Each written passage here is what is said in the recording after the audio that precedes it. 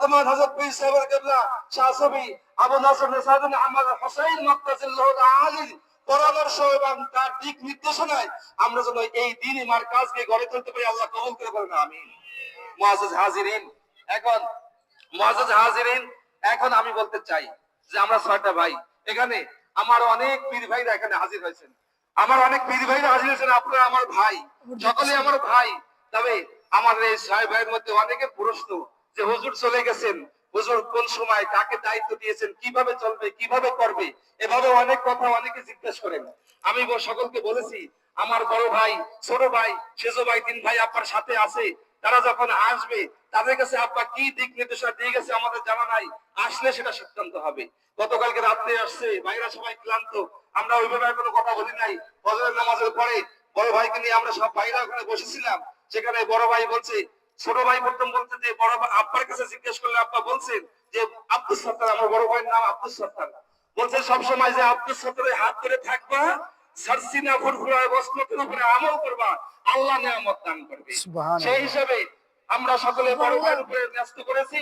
বড় ভাই তিনি আমাদেরকে বলেছেন যে আমি এই দরবারের জমা জমি কাগজপত্র, এই বাজার ঘাট, মাদ্রাসা মসজিদ সব দায়িত্ব বড় ভাই পালন করেন। বলছে আমি এগুলো করে আমার এই তালিম তরবিয়তে দৌড়াদৌড়ি করার সময় হবে না।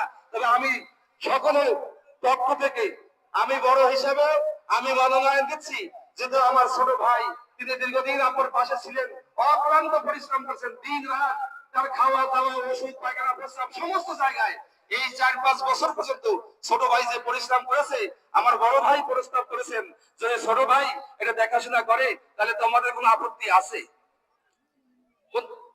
ওখানে নেবেন, ওদিকে তো মানুষ কম, এদিকে চাপাইলে ভালো হয়, এদিকে চাপান, এদিকে ঘরের মধ্যে চাপান। বড় ভাই প্রস্তাব করেছে যে ছোট ভাইকে যদি দায়িত্ব দেওয়া হয় তোমাদের কারো কোনো আপত্তি আছে? আমরা সকল ভাই এক বাক্যে মেনে নিয়েছি। তবে সেইটা হবে যে আমরা সারসিনা হযরত পীর সাহেবকে দাওয়াত দিয়েছিলাম, হুজুর বলছে আমি আসতে পারছি না, আমার পক্ষ থেকে হুজুররা যাচ্ছেন, আর আমার মামারা তো আসবে, আমার মামারা তোমাদের ওখানে সবসময় আসেন, তা আমার মামা যেটা সিদ্ধান্ত দেবে সেটাই তোমরা গ্রহণ করবা। তো সেই হিসাবে আমরা ফুরফুরা শরীফের হযরত পীর সাহেব কেবলা আসেন, তার কাছে আমরা বলেছি হুজুর কেবলা যেই দিক নির্দেশনা দেবেন আমরা ইনশাআল্লাহ সেই দিক নির্দেশনা মেনে দেব। আপনাদের কোনো আপত্তি আছে?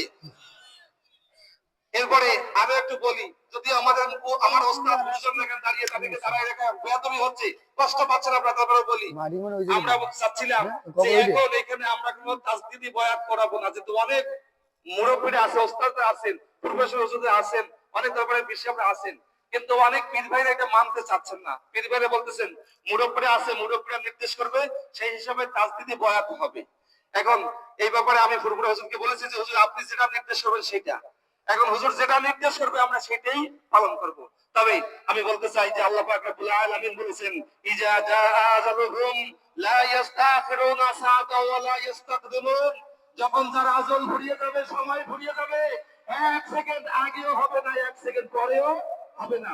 অতএব আমার আব্বার হায়াতি জিন্দেগি যতদিন ছিল ততদিন তিনি আপনাদের সাথে খেদমত করেছে, আপনাদের বিভিন্ন জায়গায় যাওয়া আসা করেছে, কথাবার্তা বলেছে, অনেকের সাথে কেনা বেচা করেছে, লেনদেন করেছে। সেই সময় আমার আব্বার সাথে যদি আমার আব্বা অনেক সময় অনেক মানুষকে ধমক দিতেন, দোয়া তদবির করতেন, অনেকে আসতেন একটু উল্টো পাল্টা হলে তিনি ধমক দিতেন। এরকম যদি ধমক কারো কাছে দিয়ে থাকে, আমি সন্তান হিসেবে আজকে করজোর আপনাদের কাছে ক্ষমা চাই, আল্লাহ রাস্তায় আমার আব্বাকে মাফ করে দেবেন তো ইনশাআল্লাহ।